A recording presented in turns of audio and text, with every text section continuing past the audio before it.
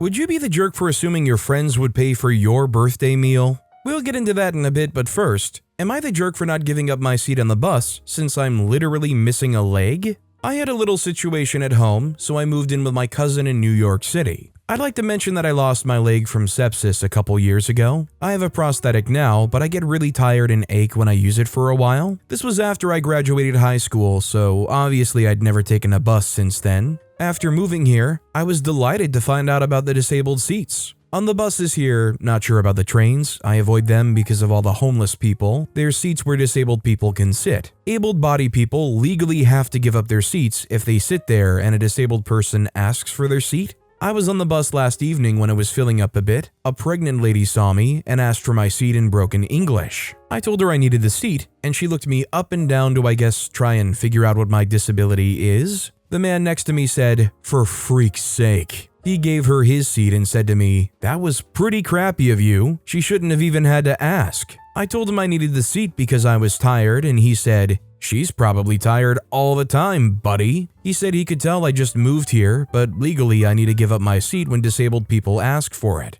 I told him I was tired, and he said that I could just hold onto a pole or wait for another seat to open up. He said if I fall, I'd maybe get a bruise, but if she fell, she'd risk losing her baby. I told him I really need the seat, and he said, "You literally don't."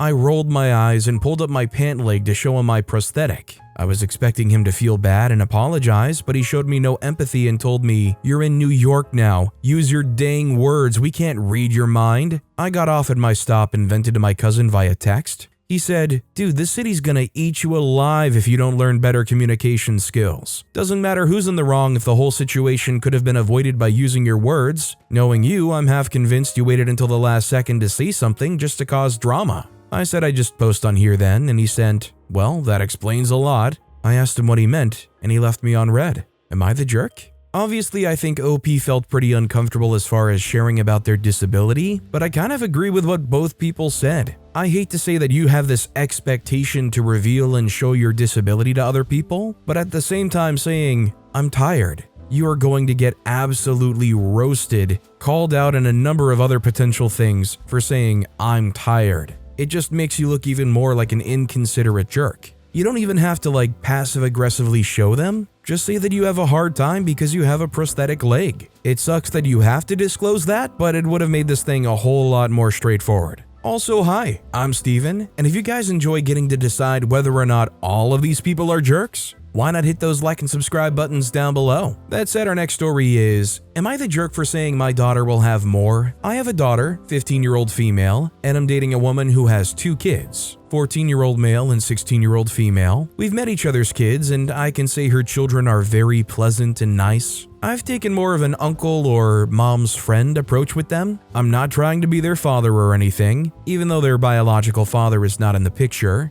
My girlfriend wants to get married, and I really love her, but before I do something like this, I need to see how this is going to affect my daughter. My daughter is very fortunate, and me and her mother try our best to give her all the tools to excel in life. These tools are not necessary, but I do think they can give you an advantage in life. She goes to a private school, has private lessons on the instrument, and also takes art classes in her school. My niece, who was recently born, is deaf, so all of us are using sign language classes. Because she's my only daughter, she has her own room and is accustomed to her own space, and she also has an art studio in our apartment. It was a 3-bedroom apartment. I don't mind working from my bedroom, so I let her turn what was supposed to be my office into a studio. Yes, her mother and I spoil her a bit, but we make sure that she's aware of her privileges and that she's an overall good person, which turns out to be going well. My girlfriend is a single parent, so her kids are not enrolled in programs or in a private school, but she was talking about moving in together and marriage, and I said, "Does it make sense to move in together because my daughter is going to most likely have more things?" I feel like the kids leaving together might cause some resentment because I cannot imagine living with someone with all of these that I do not have access to. If I was in that situation, I would think it unfair. I'm only able to give this lifestyle to my daughter because her mother is here to help. I can't give this lifestyle to another child, and I'm not going to change my daughter's lifestyle for my girlfriend. I pour all of my money into my daughter and my savings, so it's hard to want to come together when our family dynamics are so different. My girlfriend thinks I'm being condescending, but I'm not trying to be mean or say her children are resentful. What I said is that if I were a child living in this position, I would feel like it was unfair because my sibling, even though step, would get all these things while I didn't. Am I being a butt? I think if OP continues to spend all of their money solely on their daughter while having intentions of having these people move in and kind of not necessarily be a true blue family, but like clearly kind of a blended family type thing, would that not make OP the jerk for saying, listen, you guys are here and you're living under my roof and we're living together and I am with your mom, but I'm still spending all of my money on my daughter? I think if anything, this is indicative of OP not being ready to commit to that kind of thing. I think it sounds like OP and their partner are kind of on two different pages as far as wants.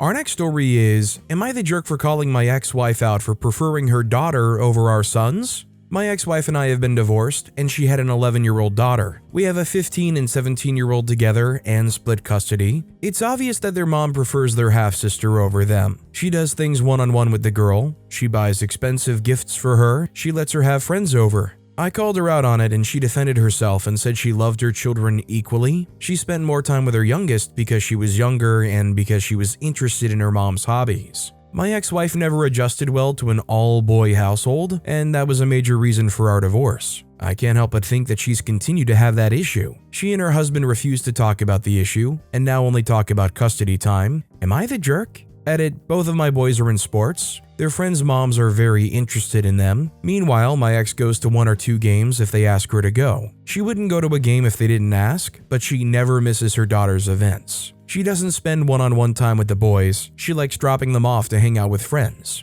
She doesn't help them with school, even though she could easily do so. She got them a tutor, but she spends time teaching her daughter who is already ahead in school and doesn't need the extra help. The boys have noticed, and I can tell they wish their mom was more like their friends' moms, even if she's technically what teenage boys want in a mom, to not bug them about things and let them hang out with friends. I mean, could it be just a subset of the daughter is there full time? So it's normal to create these habits and these routines where you're doing all of this stuff one-on-one with the kid that you have around all the time versus the kids who do come over only occasionally. I guess I'm also just wondering how much the boys are genuinely complaining here. Are they actually feeling neglected? Our next story is, am I the jerk for telling my grandpa's wife's sister that my cousins, siblings, and I are not her sister's grandkids? Which is why they couldn't get us into the grandkid photo? The title might be confusing, so let me explain. My dad's dad, Grandpa, is married to a woman called Joan. Grandpa and Joan married when my dad and aunt were kids. Their mom had died and my grandpa and Joan really made a mess of how they introduced Joan. There has always been bad blood between my dad, aunt, and Joan. There used to be between them and Grandpa, but some of that got worked out enough that by the time their kids, were born, Grandpa was allowed some contact with us. It was really only once or twice a year at most. We saw Joan way less and she was never viewed as a grandparent by any of us. She was never referred to as a grandparent. She was just Joan, the lady Grandpa was married to. Grandma is their mom, who we never got to meet. We're all teenagers now. I'm 16 and my brothers are 14 and 13, and my cousins are 15 and 14. I guess Joan has some health issues or she was sick for a while, I'm not sure. But she has been in and out of the hospital over the last few years apparently, and so Joan's sister decided she was going to organize for a photo to be taken of all of her grandkids together so she could have it with her. Joan's sister tried to get us to be a part of it, but we all said no. She actually reached out to me and my oldest cousin, 15 years old, to ask on social media. She sent us both the same message basically asking why. My cousin ignored it, but I responded that we're not her grandkids, and none of us consider her a grandparent, so we're not going to agree to be in the photo. She went nuts on me, and my dad had me block her, and then he called Grandpa and yelled at him for it. Some of what she said, though,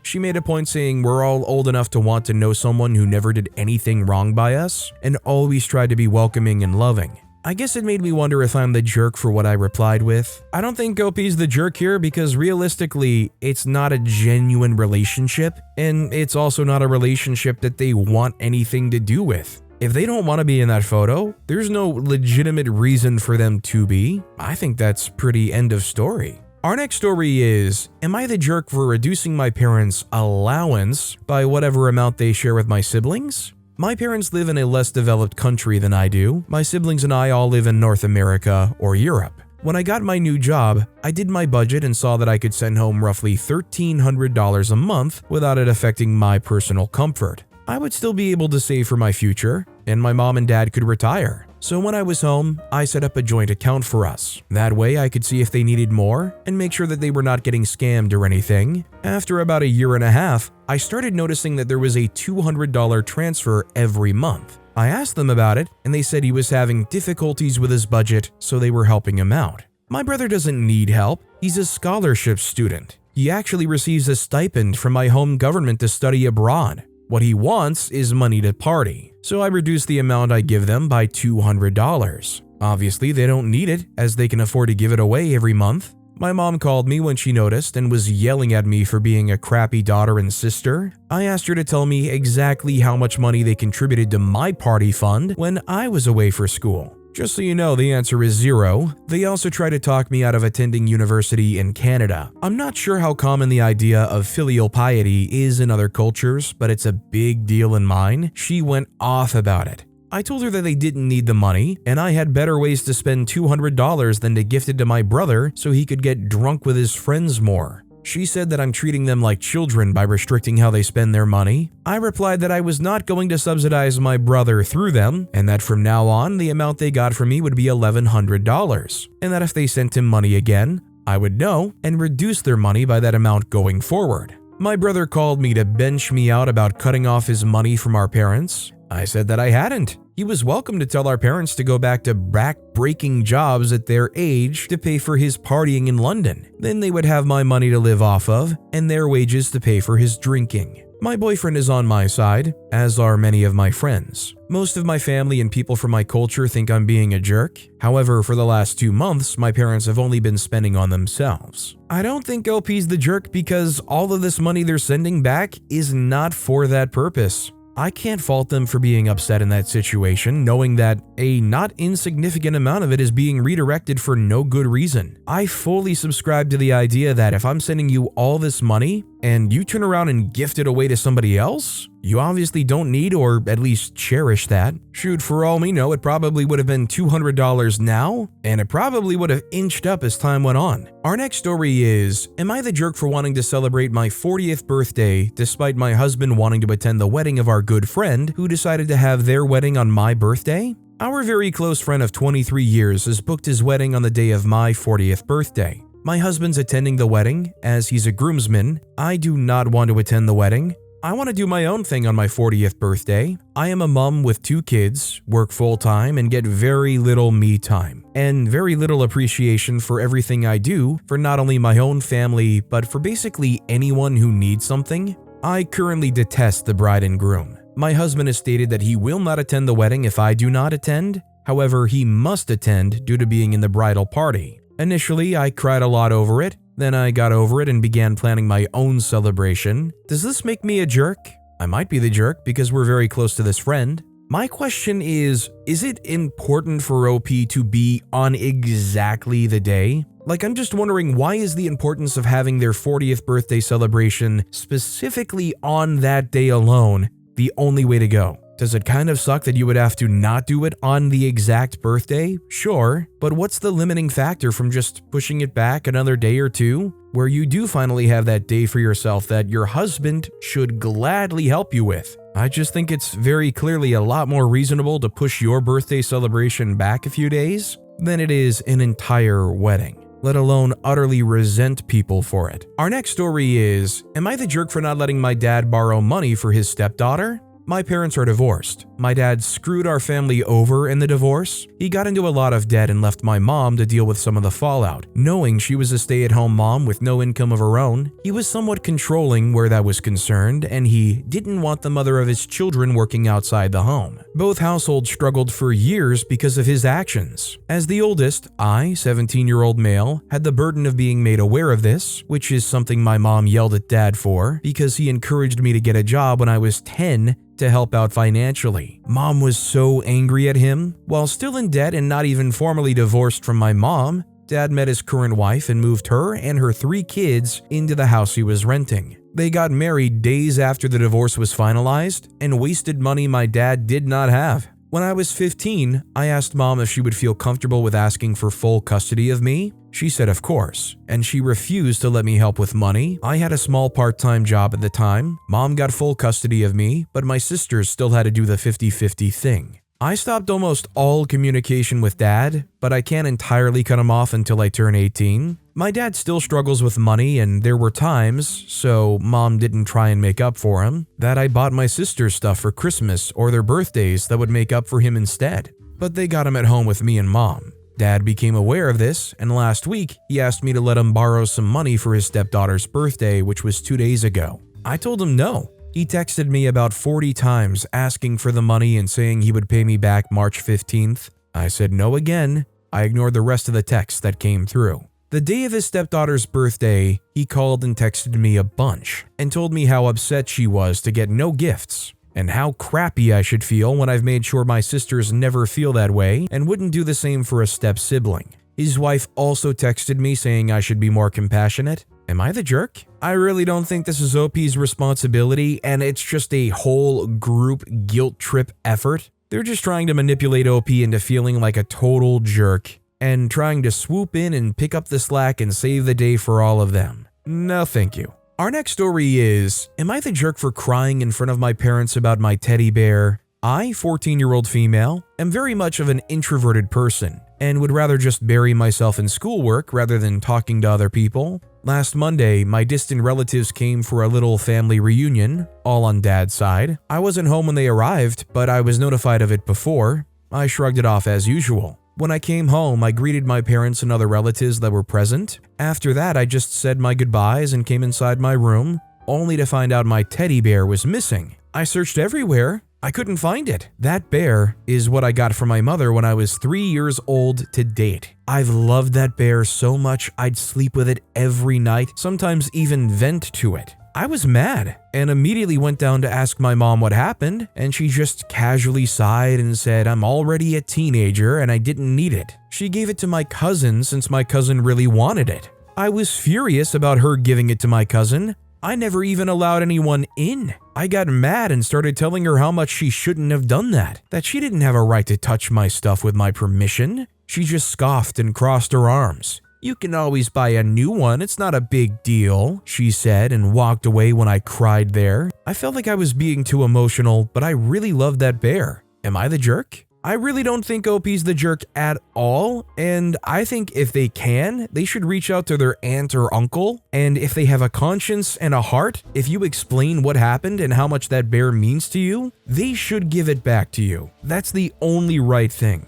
This next story is, am I the jerk for being harsh with my neurodivergent sister-in-law? I recently gave birth to a baby boy. He's now 6 months, and I can easily say I've never felt so happy. I'll often call my son the cutest thing I've ever seen. He always giggles or smiles in response. It really is the cutest thing. I never once thought it would be controversial for me to do this, but I got into a fight with my sister-in-law a couple days ago over this. We were at a dinner, and after a while, my son started to cry, so I started to do the thing I had mentioned above. He immediately stopped crying. I then handed him off to my husband so I could finish eating. My husband then walked over to the window so he could keep our kid entertained. My sister-in-law then suddenly made a comment about how my son definitely isn't the cutest thing she's seen. I was a little put off, but just shrugged it off. That seemed to bother her, and she went on to say, he's actually quite boring looking. In fact, most babies are. You can't possibly think he's the cutest thing ever, right? I said she's entitled to her own opinion, and that I really do believe he's a cutie, but that only managed to make her more frustrated. And she tried making it her goal for me to admit that my baby really isn't that cute. Now, sister-in-law is 19 and neurodivergent. I'm not the most educated, but my mother-in-law said that's why she was so obsessed with the whole thing.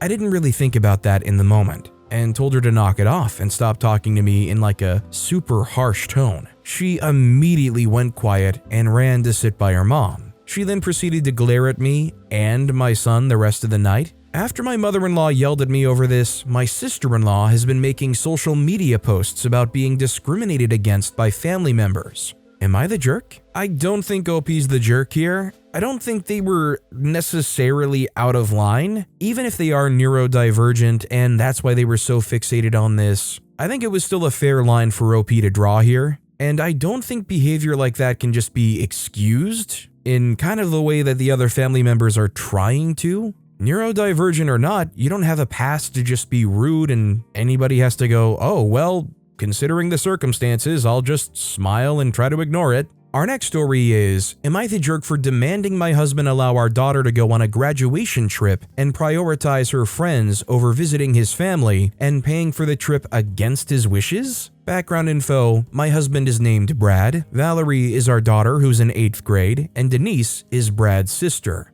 Main story, Valerie's school hosts a New York trip for graduating 8th grade. It's in late June, but the deadline to register for the trip and pay the fee is in 2 weeks. The problem is the date conflicts with the out-of-state trip we take every 2 years to visit Denise and Brad's parents. Brad's argument is that Valerie's at an age where the friendships she has now will most likely fade by the time she's an adult. And Denise and her grandparents are family, so she's going to regret it and realize what he's insisting on now is the right choice. The thing is that Valerie isn't particularly close with Denise or her grandparents on Brad's side, and she's told me that she doesn't want to visit her family on Brad's side if it means missing her graduation trip this year, and it won't be the same as if she went to New York as an adult. I argued my side with Brad, and that Valerie will simply resent the trip to Brad's family if it means missing her graduation trip, as well as that we're all in good health and can reasonably expect that everyone will still be here when we visit again in 2 years. Brad is still insisting that Valerie will realize when she's older that spending time with her family is the right choice and will be thankful for it when she's an adult.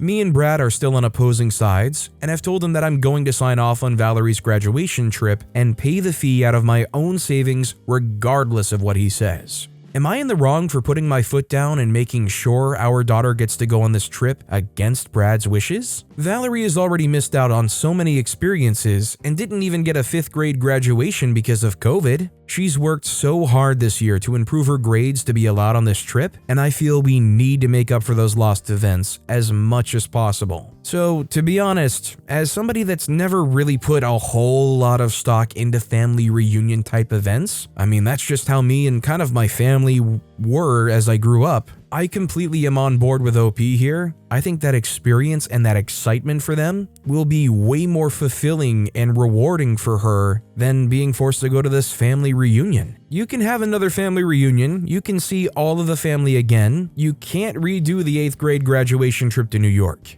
It's a once-in-a-lifetime experience that they are desperate to go on. Our next story is, am I the jerk for refusing to host my parents' friends while my parents are out of town? My parents are leaving the country for 2 weeks today, and last night, they dropped the bomb on my sister, female 21, and I, female 23, that a couple of friends of theirs and their kids were in town, and agreed to have them stay the night the day they leave. They would be at the airport by the time their friends arrive. My parents didn't ask for our opinion, nor mention anything until then, and I'd already communicated about my plans today earlier this week. I would be going to a friend's house this afternoon and coming back later tonight to arrive to another event early tomorrow morning, meaning their friends would be in the house until I come back for my event tomorrow. My sister and I did not agree to any of this. However, our parents put this situation upon us as our problem to fix. They made a fake promise earlier to their friends that we would be delighted to have them stay the night, but did so without asking us first. I am angry as I feel disrespected for not having a say on the matter, and I don't know how we can host and arrange 8 guests to stay the night on such a short notice, none of them I'm familiar with.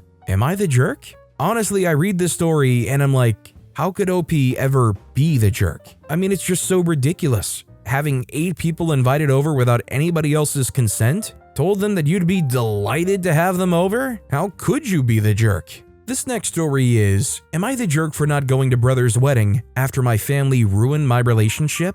Hey everyone, me, 22-year-old female, and my boyfriend, 25-year-old male, have been together for 2 years now. We're both still in university getting our master for different areas of medicine. We met on campus. He is tall, good-looking, thoughtful, smart, and hardworking. I think most people would even say he's out of my league. He has never made any bad comments about me or my family, and has even learned Russian to speak with them in their native language. Despite his efforts, my parents and brother are still being absolute jerks to him for no reason. They ignored him, talked behind his back, never invited him for anything, show no interest in learning anything about him or his family, and just completely reject him in every way. My brother, 27-year-old male, is the worst in all of this. Even though he himself doesn't have nearly the same level of academic achievements or physical appeal. My boyfriend said that the feeling of not being accepted and having to walk on eggshells around my family and the tension this creates between us has made him reconsider our relationship.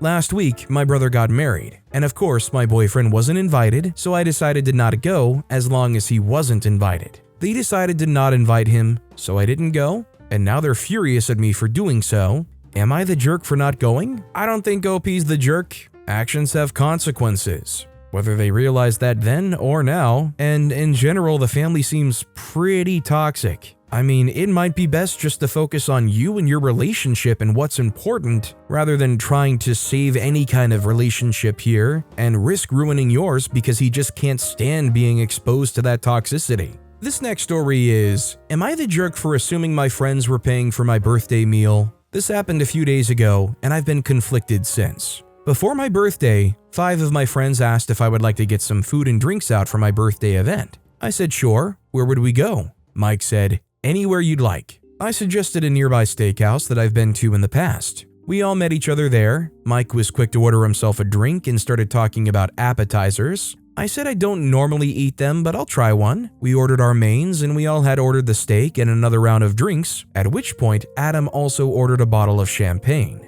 I said, you guys don't need to get me champagne. It's only my birthday. Nothing too special. When Mike said, lighten up, birthday boy, have some fun. I did think maybe I was being too uptight, and since I was being treated, it's not too big of a problem. I may as well celebrate. Mike started arguing with the table next to us because they threw a French fry at him. I tried to explain to him that they weren't even eating French fries. He had them earlier and must have dropped one. Then he stood up and started swearing at the table. There was a child at the table, about 3 years old, who looked absolutely shocked. I told Mike to sit down, and he started pushing me, saying, that man threw something at me. The waiter came over and said there had been complaints against us. Mike just silently drank his beer, and Adam started arguing with the waiter, saying the other table started it. The waiter said we needed to pay up and leave in the next few minutes before there was a problem. I said, thanks guys, do you want me to help pay? At which point they all looked at me and Adam said, you're the birthday man, right?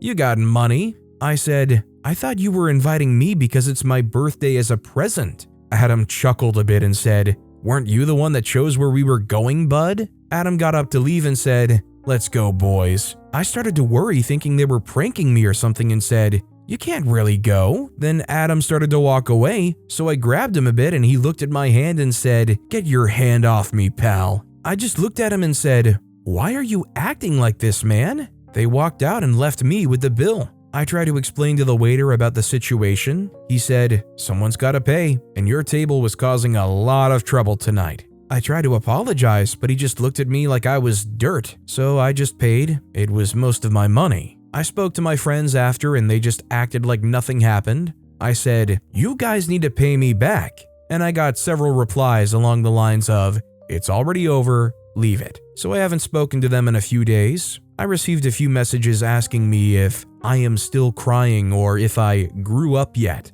I haven't replied, and I want to know if I was wrong to assume that I wouldn't be paying. The whole situation had me feeling weird. I mean, I guess in general, you probably shouldn't ever assume that you're not paying if it's not expressly said. But to be fair, I could understand how, considering the way things were kind of organized and shaped up, that maybe OP wouldn't be stuck with the bill. Either way, needless to say, these people I would not consider friends. Anybody who treats me like that and then after the fact, when I'm very clearly and very reasonably upset, goes, are you still crying or did you grow up yet? That person is leaving my life in that moment. Forget that. Our next story is, am I the jerk? My sister brought her dog and I refused to get in the car. I, 26-year-old female, arranged for my sister, 29-year-old female, to pick me up from the airport. We don't live with each other, but close to each other, and it's roughly an hour to the airport. She shows up with her little dog in her lap. I tell her to put the dog in the back seat. She says no.